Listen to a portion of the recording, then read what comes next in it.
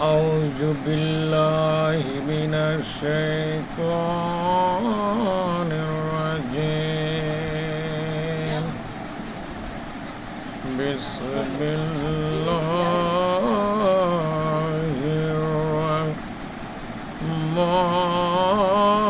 الرحيم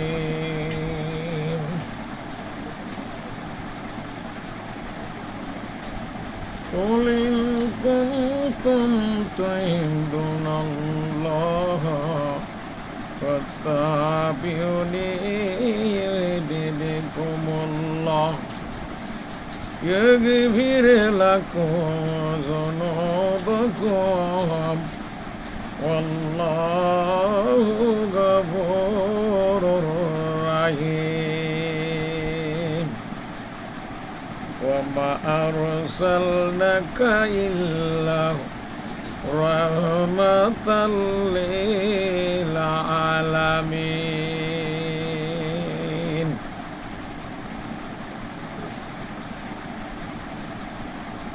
إن الله وملائكته يصلون على النبي يا أيها الذين آمنوا صلوا عليه وسلموا تسليما দুরুদ ও সালাম রসুল পাক সাল্লাল্লাহু আলাইহি সাল্লামের উপর, চারা সাহাবের উপর, পাক পাঞ্জাতনের উপর, কুল আম্বেলে সালামের উপর, 12 ইমামের উপর, খাজাগানের উপর, 4 তরিকার যত গাউস কুতুব পীর ওলিয়াল্লাহ গুজরে গেছেন সকলের উপর, হযরত হাকিম আব্দুল হাকিম মুজাদ্দেদ রহমতুল্লাহর উপর।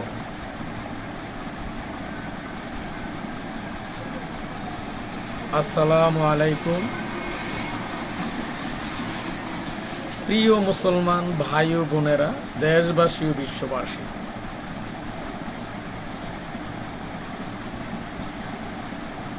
আমি হাকিম ডাক্তার মোহাম্মদ মুস্তাফিজুর রহমান, খাস মুজাদ্দেদিয়া ন্যাচারাল দাওয়াখানা, বাংলাদেশ থেকে বলছি। স্বাস্থ্য সচেতনতায়, মানবতার কল্যাণে, দেশ ও জাতির কল্যাণে স্বাস্থ্যই সকল সুখের মূল। তাই স্বাস্থ্যকে ঠিক রাখার জন্য এবং সচেতনতার জন্য কিছু আলাপ আলোচনা, স্বাস্থ্যসম্মত স্বাস্থ্য সচেতনতায় কিছু আলোচনা করার ইচ্ছা পোষণ করছি। আল্লাহ পাক যদি আমার জবান দিয়ে কিছু বলার তৌফিক দেন তাইলে আমি বলতে পারবো, আর আল্লাহ পাক যদি আপনাদেরকে শোনার তৌফিক দেন তাইলে আপনারা শুনতে পারবেন। আজকের আলোচনার বিষয়বস্তু হচ্ছে গলার রোগ, কারণ, চিকিৎসা ও করণীয়, সচেতনতা। মানবের দেহের গলায় একটা গুরুত্বপূর্ণ একটা অঙ্গ। এই গ্রন্থির বিভিন্ন রোগের সৃষ্টি হতে পারে বিভিন্ন কারণে।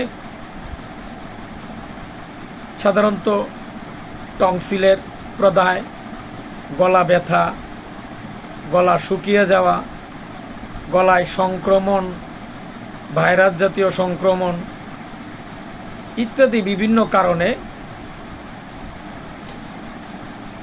রোগ সৃষ্টি হতে পারে। আর এই ধরনের বিভিন্ন গলার মধ্যে যে রোগ হয় তাকেই গলার রোগ বলা হয়। এই রোগের কারণ প্রথমত ভাইরাস ও ব্যাকটেরিয়ার জন্য উল্লেখযোগ্য টনসিলাইটিস। এটা বাংলাদেশের একটা জাতীয় এবং অনেক পুরাতন যুগ যুগ ধরে অনেকেই এই টনসিলাইটিসের সমস্যায় ভুগছে। অনেকের ঠান্ডা লাগলেই এই টনসিলাইটিস, এই টনসিলের প্রদাহটা বেড়ে যায়। এটা ভাইরাসজনিত কারণেই, সংক্রমণজনিত। ঠান্ডা লাগা, ধুলাবালি, ধোঁয়া ইত্যাদি শ্বাসে, নাকের ভিতরে প্রবেশের কারণে গলায় সমস্যা হতে পারে।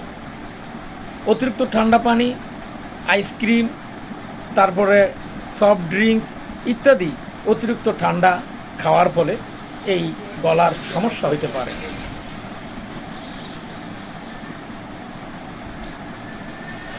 অতিরিক্ত গলায় ব্যবহার করা মানে অতিরিক্ত চিৎকার, অতিরিক্ত বক্তৃতা, গান বাজনা ইত্যাদি, গান, এই সমস্ত বিভিন্ন নর্মালের সাধারণ আচরণ গলার জন্য যতটুকু প্রয়োজন এর অতিরিক্ত শক্তি প্রয়োগ ও অপব্যবহারের কারণে গলায় সমস্যা হতে পারে। পেটের অ্যাসিড, অনেক সময় অ্যাসিডিটি গলা পর্যন্ত উঠে যায়। এই জন্য এই বিষয়ে আমাদের সাবধানতা থাকা জরুরি। সাইনাস থেকে অ্যালার্জি ও সাইনাস থেকে এই জটিলতা, গলার সমস্যা হইতে পারে। আরো বিভিন্ন কারণে গলার সমস্যা হইতে পারে। তবে কিছু লক্ষণ নিয়ে কথা বলবো। প্রথমত, গলা ব্যথা ও গলা ফোলা। গলায় কোনো রোগ হইলে প্রথমতই গলা ব্যথা হয়, গলা ফুলে যায়। দ্বিতীয়ত, কথা বলতে বা কণ্ঠ ভেঙে যায়, গান, চিৎকার, জোরে চেঁচামেচি অধিক, এই সমস্ত কারণেও গলায় রোগ হতে পারে।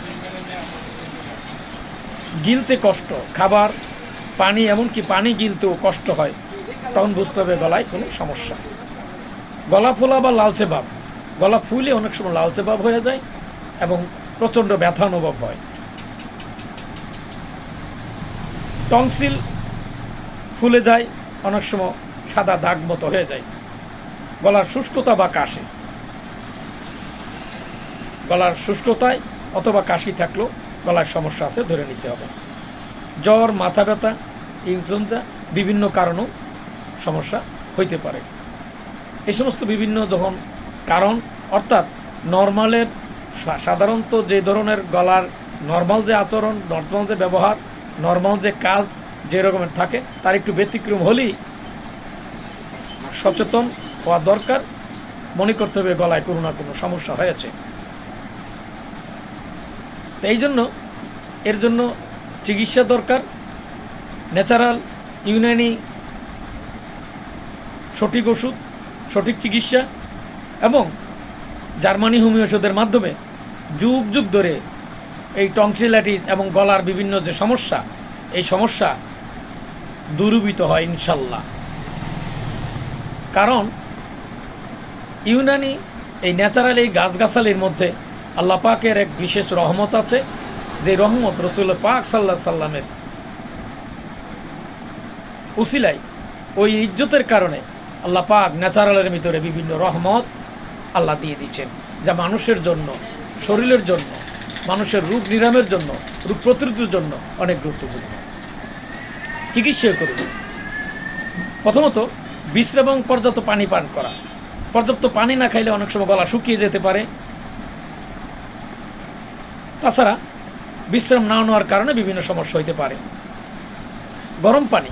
দ্বিতীয়ত, গরম পানি দিয়ে দিনের মধ্যে 2-3 বার অন্তত গড়গড়া করা, কুলকোচা করা যদি করা হয় তাহলে অনেকটা সাধারণ যদি গলার সমস্যা সেরে যেতে পারে।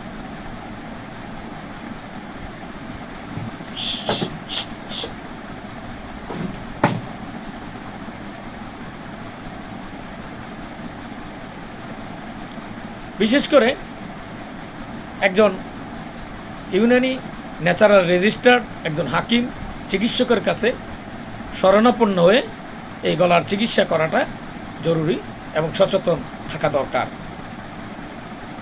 তো ঠান্ডা পানি এবং ঠান্ডা খাবার পরিহার করা। ঠান্ডা খাবার, ঠান্ডা পানি পরিহার করা উচিত।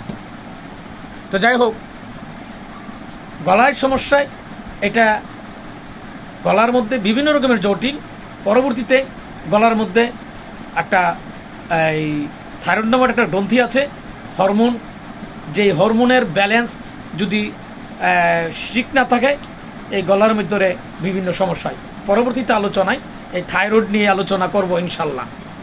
তো যাই হোক, তাহলে মানবতার সুস্থ থাকার জন্য, স্বাস্থ্য সচেতনতার জন্য আমাদেরকে ব্যক্তিগত স্বাস্থ্যনীতি সবাইকে ব্যক্তিগতভাবে মানতে হবে এবং ন্যাচারাল ভেষজ এই খাদ্যগুলা এবং ওষুধগুলা, সঠিক ওষুধ, সঠিক চিকিৎসা এবং সঠিক সচেতনতার মাধ্যমে এই গলার এই বিভিন্ন দুরারোগ্য ব্যাধি, টনসিলাইটিস থেকে শুরু করে জটিল ব্যাধিগুলা আরোগ্য হয়।